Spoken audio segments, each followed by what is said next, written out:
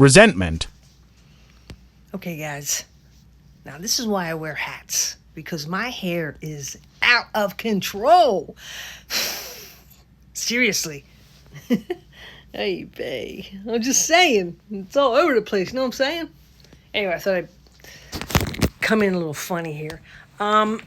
So I want to talk about something, and the topic is resentment. Yeah, resentment. Because did you ever hear that you become what you resent? What does that mean? Like growing up, your parents might have been, really tough on you, and you resented them. So you became like your mother, you became like your father. Or there's just something to resentment that when you resent something, it follows you, that resentment. It triggers things. In other words, in a relationship, when a guy breaks up with a girl or a girl breaks up with a guy, and they resent, either party resents the breakup, you wonder why for some reason you can't get them off your mind. You keep circling back to that relationship.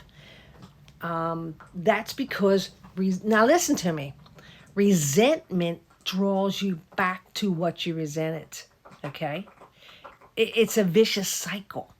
You're wondering why you keep getting drawn back. Why am I drawn back? I don't understand. Because you're resenting them. How are you resenting them? That little pinch in your heart, when you see them, when you see them, you feel a little sting or something. That's resentment, okay? And resentment loves to take you back to what you resent. I know this is deep, but I want to teach on this because I know it and I understand it. That it's a vicious cycle. That's why Jesus said, you have to be careful. You're supposed to love your neighbor as yourself. There's a reason for this stuff, why he was telling us this stuff, okay? If you have hate in your heart, that hate, it just draws you back. It's like a principle out there, a spiritual principle. So you have to be careful. Sometimes when you resent something really, really bad, you will, when someone looks like the person you resent, you always have a lookalike person come into your life. And when that person looks like that person, you'll resent that person. It's just there. And the key is you have to not resent. Okay, how do you not resent? How do you not resent? I mean, everybody resents, right? Okay.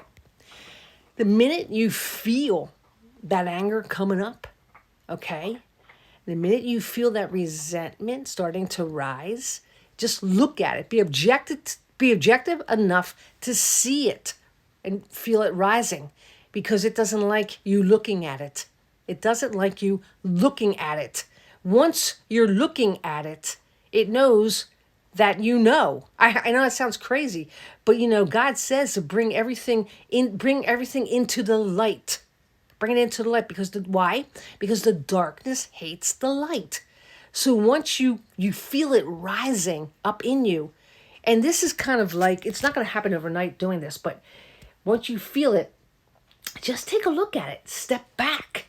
You might be in the middle of an argument, and then all of a sudden you're going to feel that anger, feel that resentment starting to rise, okay? Step back, look at it. It sees you looking at it, and it will go away, okay? Kind of like, evil. Run from evil, don't go toward it, but run from it. Expose it. It will flee from you. Resentment is a big, big thing. And yes, there's spiritual applications and principles to it. So you always wonder why you're drawn back to that person all the time? Or you're drawn back to that relationship? Or you're drawn back to that cigarette that you've been trying to break off, that habit that you've been trying to break off. Not only is it it's because of resentment, and resentment becomes a stronghold. I was going to say, not only is it a stronghold, but it is a stronghold, but it's because of your resentment toward it. So the next time you smoke a cigarette and you want to quit, and you bring that cigarette up to your mouth, stop, look at what you're doing, be objected to it, observe it, okay? You do this and you will slowly start to lose that desire to have that cigarette. So these are deep things that I'm saying to you, okay? But hopefully some of this is getting through to you, because I know some of you scratch your wooden heads and you wonder, why can't I break this habit? Because you're struggling with it. You're resenting it. And that brings you right back to it again. Okay? Anyway, the hair. What am I going to do? I think I need a haircut. So I'm a 65-year-old, kind of a hippie, you might say. Anyway, so God bless, guys. I hope you're helped by that, and I'll catch you later.